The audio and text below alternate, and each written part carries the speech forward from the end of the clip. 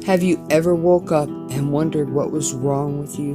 You knew you wanted to be elsewhere, that there was more to life than the life you were living, more than the bills you were paying, the job you were keeping. Look to the sunsets, your answer is there. Put your feet on the ground and take a deep breath and step into the nomadic lifestyle. The good, the bad, and the ugly will be discussed here.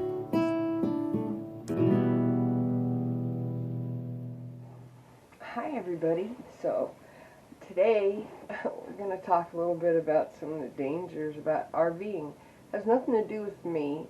It has to do with other people in just the last 6 months. But first, before we get started, I want to show you a cup my roommate got me. In the inside it says, "Oh shit." Oh God. I know. Jeez. So anyway, yep, I'm back to wearing my head wraps. It's warm enough, although I'll turn around if I can. You'll see I don't cover the whole back. I hope you've seen it. Also, at the end of this video, you guys, I've had a few people ask about my dog, Bentley. My Bentley. Yeah, I just finished trimming him. I just have around his collar area, but it's kind of hard to see because he's wearing a sweater. Because let's just say, yeah, he's used to all that hair. But I had to hand trim him. It took me forever because the previous owners let him nap. And it was like at his skin, so it was like really tedious with the hand scissors. But I finally got him almost done. Oh, thank goodness, right? I know. So anyway, I hope you enjoy the video of Bentley. I'm going to let you in real quick on a little secret. I call him Dumas. uh, Dumbass is what it means. I tell you in the video. But I also call him Mr. B and Ben. So, Bentley came to me as a foster. I think I've had him now 3 months. I adopted him about a month and a half, maybe 2 months ago. And, yeah, and it's really nice to have Bentley. He minds very well. He goes about everywhere with me. He's an amazing dog. He's a 25-pound poodle that thinks he's a lap dog. He was mixed with a miniature poodle, which is the third from the smallest, and the standard, which is the largest. And you know what, guys? He's the perfect size for me. His colors are considered party, and party poodles are very rare. So I got a really good dog. I got really blessed. His background, he had a very loving family. He lost his owner in death, and the owner's children didn't want him anymore. So you guys, you older people, make sure you have somebody for your pets. That's all I gotta say. So many pets end up in foster or shelters because their owners die and nobody wants them. The kids don't want them. Sad, right? I know. So today we're going to talk about the dangers, of course, of nomadic life. Now, you guys, I've talked about this a million times. I told you about the couple that was killed here in northern Arizona. They were murdered and their RV was taken. That was like 2 years ago. But I want to talk about this year and just two incidences. Okay, one was very near me.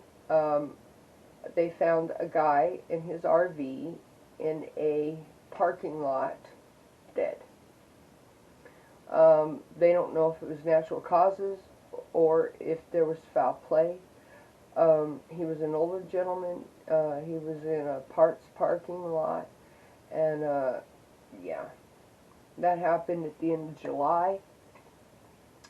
And so we were talking earlier about how if something medically happens to you, how do you get medical help? Yeah, so that's a tragedy in itself, you know. But let's talk about the recent issue. There's a couple out of New Hampshire.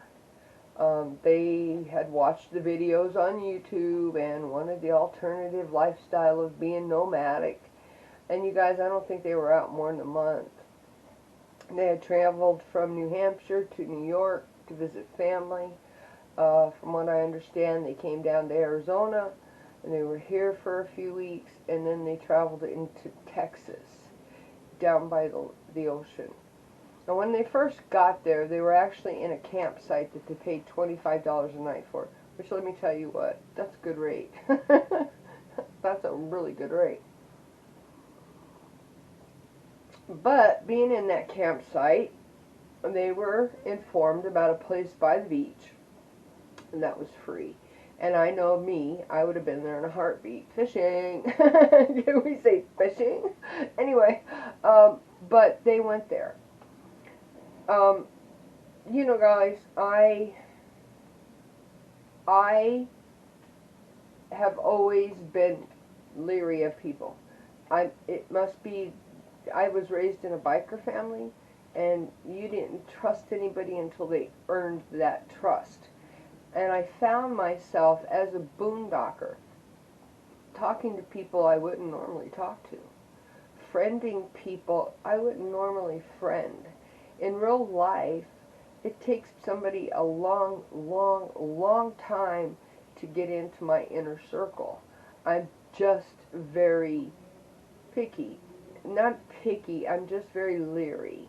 I had a friend that I met, and I had keys to their house, to their car, to their golf cart. I watched their house twice, once for 6 months, or 6 weeks, the next time was 6 weeks. But as I got to know this lady over 6 months, I realized that she wasn't trustworthy. And so I walked away. Because trust, you have to earn my trust. My point is, when we are boondocking, when we are camping in RV sites, we tend to trust faster than we would if we were living in a stick and brick. I mean, if you were living in a stick and brick and somebody parked next door to you, would you automatically friend them? No. And the problem is, we don't know who we're friending. Remember, I've told you many times that the original nomadic people were criminals, and mostly rapists and murderers. Just saying. They were the undesirables.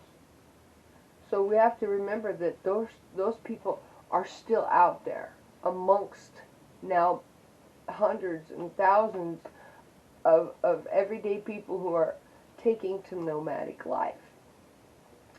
So with that being said, no matter how cautious this couple, I'm not talking even a single woman here or a single man, I'm talking a man and a woman. They let somebody in their world who ended up killing them both, burying them on the beach in the sand, and stealing their RV and their truck. Yep.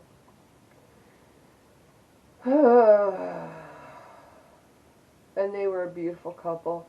You can look it up online.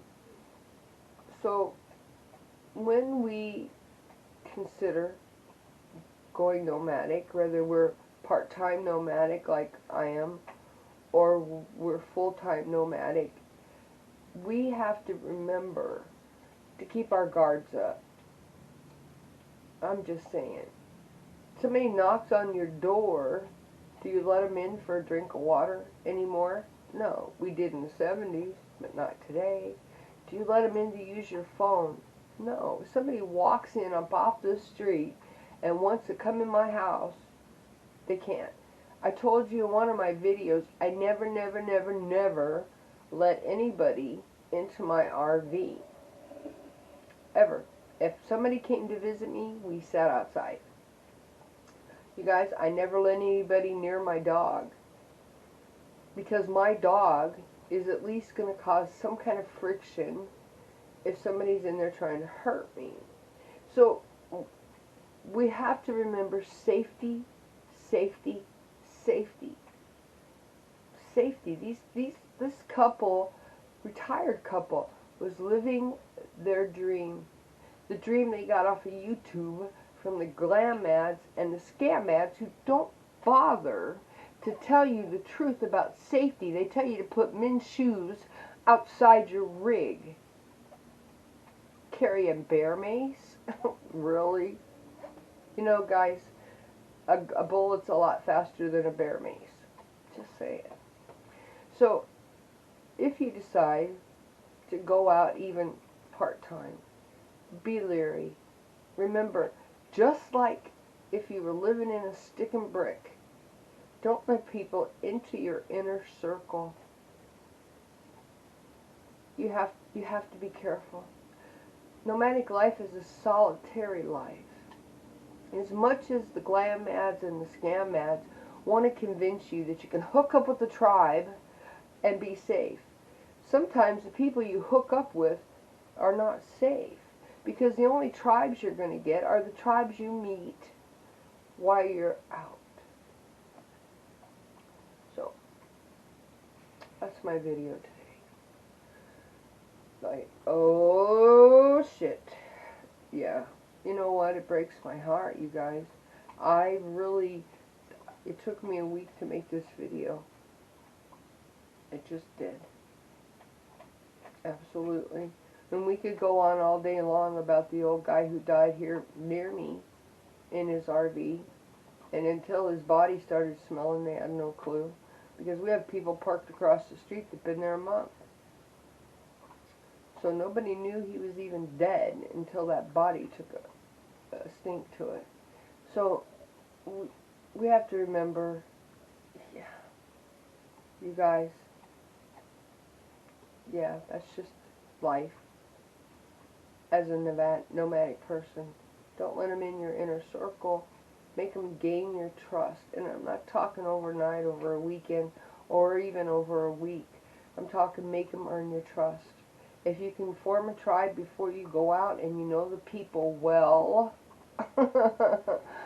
a neighbor, a brother, a sister, a cousin, that's the kind of tribe to have. I'm just saying.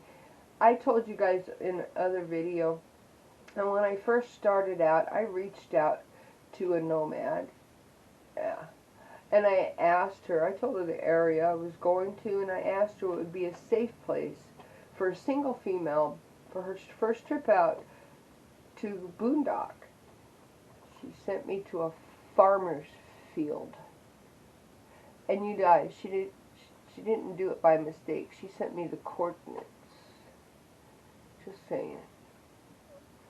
So, you have to understand that the GlamMads and the ScamMads ain't out to do anything but empty your pocket. Out to empty your pocket. That's it. That's all they're out to do.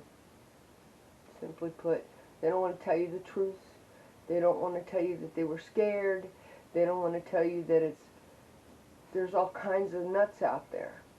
They want you to think it's one big love fest. It's not. Bottom line. So if you heard something in the background, that was my dog chewing his stick. I can't remember what those sticks are called, but they're very expensive. They're chew sticks. Anyway, I hope you guys have a great weekend. Tonight is Shabbat for me, my Sabbath. I will be enjoying a day of absolutely no work because I have been so busy. Remember to love yourselves, guys. If you don't love you, nobody's going to love you. It's so important. And give forward. Whether it's from your heart, your hand, or your pocket. It will always come back to you. Always. In ways you will not believe. So before I end this video, I want to shout out to a friend of mine. And I don't call many people friend. But this person is my friend. Her name is Joan. And that's all I'm going to say. And Jay, thank you. I love you to death, sweetheart. Thank you for just being my friend. It means the world to me. Anyway, have a great day. Have a great weekend. Peace out. Bye-bye. Morning, everybody. Sit, Bentley. Sit, handsome. Everybody asked for a video of my new dog. Hi, there's Bentley. He's almost done being... Oh, you need not get on Mommy's bed. Hi, Ben. Say hi, YouTube. Say hi, YouTube. Are you a good boy? Doesn't he look handsome in his sweater, you guys? I got him long john underwear, too. But I want to show you something real quick in my room since this is just an added video. My roommate got me these little itty-bitty Crocs, you guys. I mean, these are so little. Let me show you how little they are. Here's my finger. Here's the Crocs. Aren't those cute? Because I wear Crocs like all the Crocs that they make. Bentley. That's Bentley. Bentley! I also call him Dumas. Okay, the inside joke is dumbass Dumas. He's my little Dumas. Dumas! Dumas, what are you doing? And I also call him Mr. B. Hi, Mr. B. Say hi, YouTube. I just finished grooming him. The only thing I got left is right under his neck and around his face. Well, his face is done. Around his poof. He was natted. I had to do that, but he's so silly. How silly, Ben. Aren't you a handsome boy? Are you a handsome boy? Bentley, hi. So anyway, to those of you who wanted to see my handsome boy, that's my coffee pot in the background making that noise. Oh, you might as well see some of the my room painted, you guys, while I'm doing this video of Bentley. Yeah.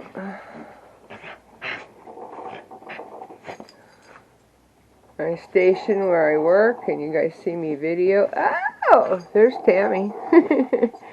And of course those famous closet doors that I was by. And then on my TV. Of course my backpack and sewing stuff.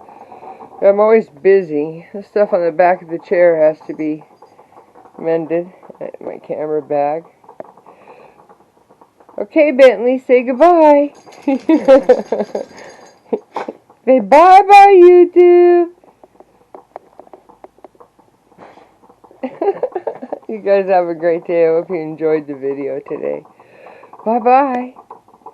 Isn't he handsome, you guys? Oh, kills me.